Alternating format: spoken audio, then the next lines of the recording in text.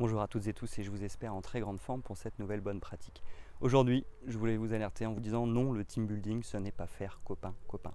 C'est pas parce qu'effectivement on fait un séminaire ou qu'on fait effectivement un événement sportif ou qu'on fait une sortie avec ses équipes qu'il faut faire copain-copain avec ses équipes. Moi je crois qu'il doit y avoir une certaine distance entre nous et nos équipes, mais c'est pas parce qu'il y a une distance qu'on ne doit pas tomber dans une relation, je veux dire, profonde avec nos équipes. Ça n'a rien à voir.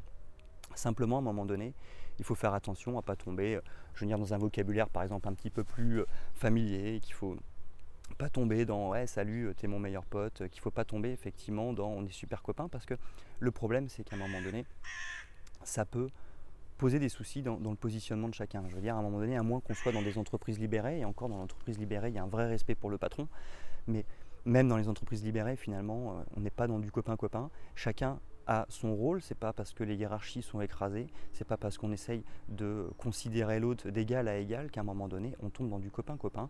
On est dans des relations professionnelles, on est là pour des objectifs professionnels, on cherche à apprendre à se connaître. Ça c'est pas, il n'y a pas de souci, on peut rigoler ensemble, ça il n'y a pas de problème. On peut apprendre à se connaître, savoir ce qui se passe dans la vie de chacun, ça c'est pas un problème.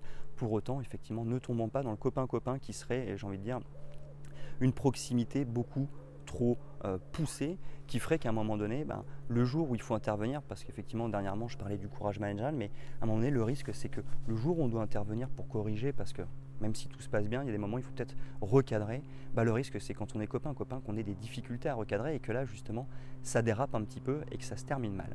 Donc faire très attention, qu'il y ait toujours une distance, moi je crois que c'est tout à fait normal, et c'est pas parce qu'on fait un team building, qu'on fait un séminaire où on va se rapprocher beaucoup, on va rigoler ensemble, on va boire quelques coups ensemble ou je ne sais quoi. C'est pas pour ça qu'on doit tomber dans le copain-copain et qu'à un moment donné, dans la proximité, il n'y ait plus de distance. Non, on doit respecter chaque personne, on doit garder un peu de distance parce qu'effectivement, en tant que manager, certaines fois, on devra aussi intervenir pour recadrer. Et si on fait copain-copain, ça risque d'être plus difficile. Voilà, j'espère que cette bonne pratique du jour vous a été utile et moi, je vous donne rendez-vous dès demain pour une nouvelle bonne pratique.